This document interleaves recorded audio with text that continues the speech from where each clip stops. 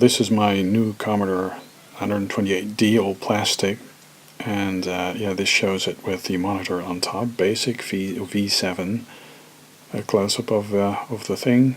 You can see the vertical lines. The ultimate quick-shot arcade stick uses 2 joystick ports, no switching of ports anymore. The command to go to the Commodore 64 mode. Affirm with yes. And boom, you're in. I have 2 variants of the regular Commodore 128, PAL and an NTSC version, and this is my 1541 Ultimate 1 spare.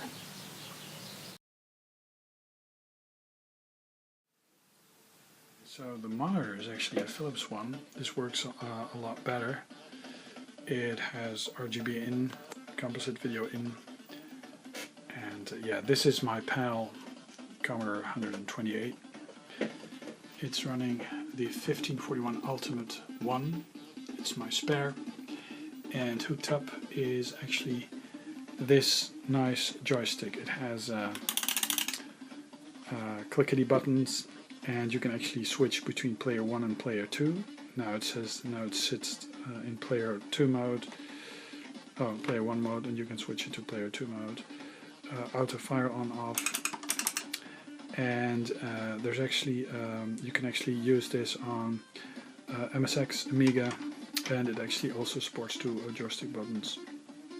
I believe A. Oh yeah, here it says A is Atari Commodore, B is MSX, C is Amstrad, D is Sega. So you can use it for the Master System. It's not for the Mega Drive, but yeah, very nice joystick, and it hooks up to the 2 joystick ports, so you are never plugging in the ports. You just switch this little button. So yeah, and this is of course one of the better demos, Edge of Disgrace by Boost Design, and this just looks amazing in CRT. There's a way to get rid of the vertical lines. I'm just using this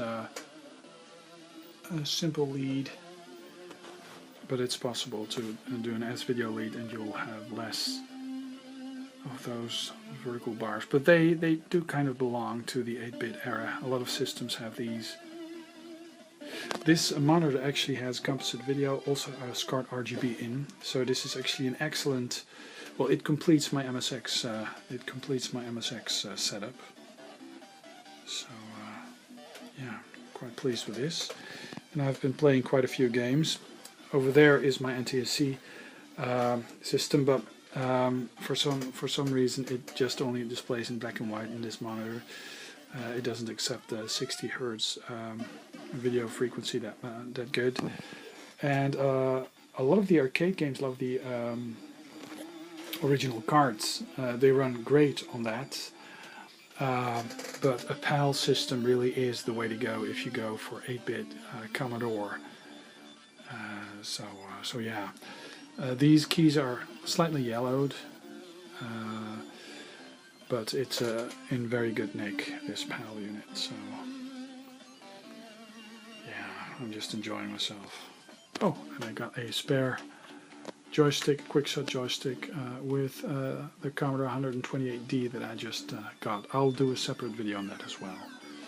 So, but I do prefer this because it doesn't have a fan. The 128D is very nice. It looks like a PC. It seemed like the Ultimate System, but it has a fan, and I don't like that much actually. So yeah, it's actually a little demo that I once wrote. My handle was Radar TM, and this is the Color Fall demo, which basically is yeah, an interrupt thingy, and it has some nice artifacts with the little dots that you can actually see, and yeah, basically just my way of adding something to the demo scene, which is not very elaborate if you compare it to the other demos that people made, but yeah, I did my best.